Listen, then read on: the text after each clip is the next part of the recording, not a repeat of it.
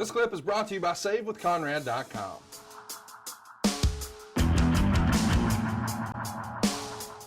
Hey, it's Conrad Thompson, and you're listening to Arn. And of course, we can't do it without the founder of the Four Horsemen, the creator of the Spinebuster. He's the Hall of Famer. He's double A. He's the enforcer. He's Arn Anderson. Arn, how are you, man? Fantastic. We just went through summer of '86. That was a huge summer for the industry, wouldn't you say? I totally agree. It was a huge time for Jim Crockett Promotions. I think you could argue that 1986 is their biggest and best year. And now with the summer behind us, that means one thing. It's time to march towards Starrcade. But before we do, I wanted to play a little clip from August 30th. I know it's September, but on August 30th, we had a couple of different promos. One in particular I wanted to highlight about Dick Murdoch. This airs on August 30th. We are back here now at ringside. Captain Redneck Dick Murdoch with us. You know, Tony, that was complete devastation, but I saw Ric Flair out here earlier along with Baby Doll.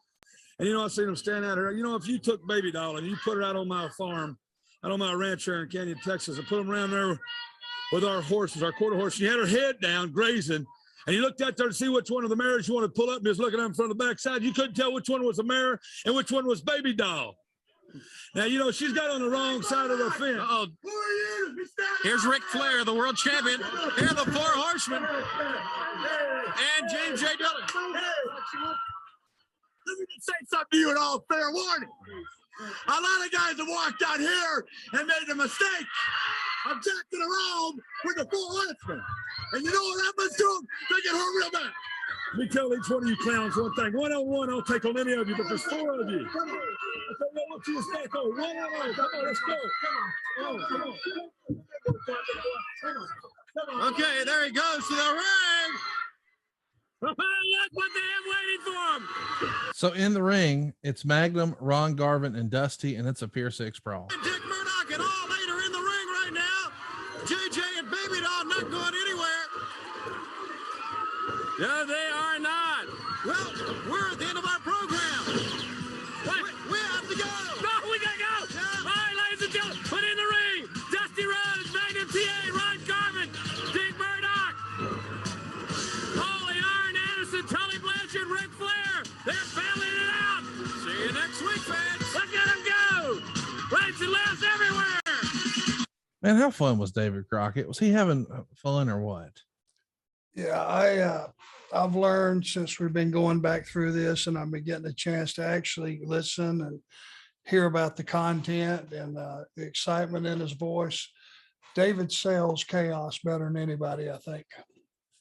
Oh my gosh, he's tremendous at it. We listened to some of those clips earlier in the year, like when you guys were attacking Sam Houston in the parking lot and whatnot. And I think both you and I were like, damn, he did such a great job there. But this Pier 6 brawl, and it's interesting because the Horsemen, listen, as a kid, everybody loved to boo them. We're cheering the good guys. And, that would continue on. We wanted the Lex Lugers and the Stings and the Steiner brothers and what have you. But then you pay a little more attention and you start to realize, hey man, it really is the bad guys who are helping tell this story. And what's fascinating us is not necessarily the neon colors and the big muscles and the crazy hairdos. It's the story. And the story a lot of times is led by, we've got to right this wrong. We've got to overcome this evil. And more often than not, that was indeed the Four Horsemen. But now it's become sort of plug and play with the Horsemen firmly positioned at this point as the number one heels in the whole game, and the guys who by and large carry all the gold. We could pretty much slide anybody in there. And I wanted to play that clip because we're used to Dusty, right? And we're used to Magnum. Those are the two top guys on the babyface side of things. But in 1986, we slid Ron Garvin in there and started to show that he could knock out Rick anytime he wanted. And that really is all it took. And Ron Garvin was a made man.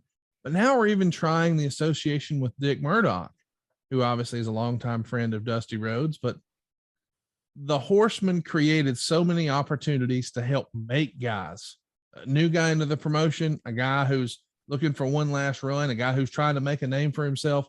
No matter where you are on the card, if they're standing across from the Horsemen, there's an opportunity for them to be leveled up in the fans' eyes. Wouldn't you agree?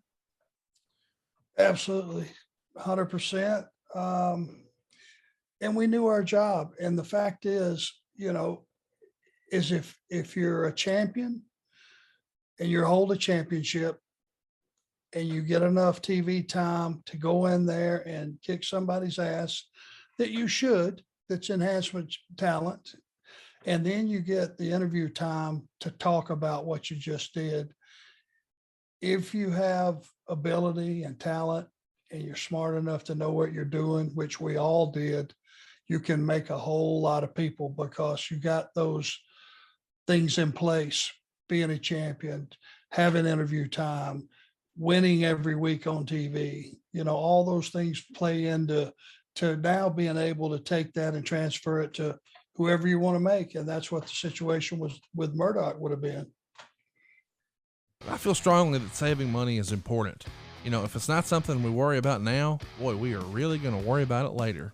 And I want to help you get out of debt faster and do it with cheaper monthly payments. I'm talking to you if you're in a 30-year loan.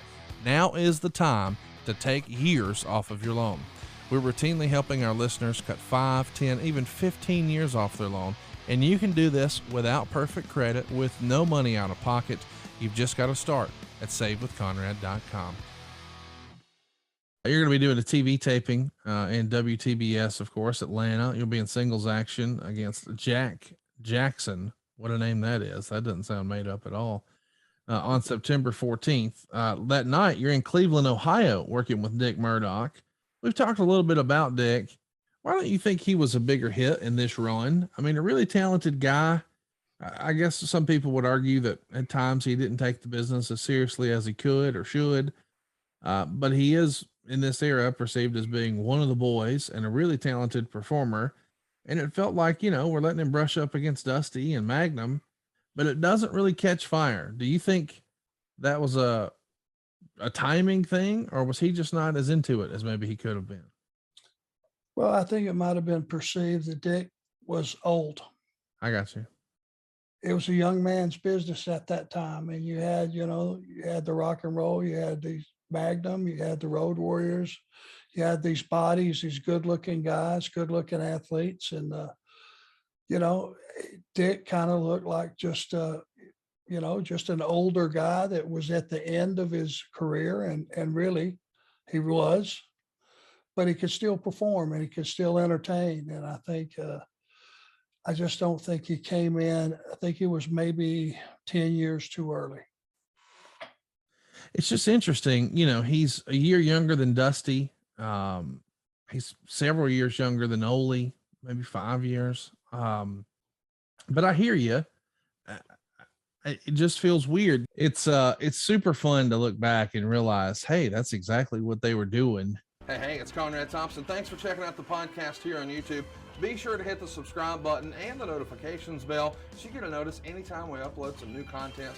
And go save yourself some money right now. If you're in a 30-year loan or you have credit card debt, it's not a matter of if I can save you money. It's a matter of how much. Find out right now for free at savewithconrad.com.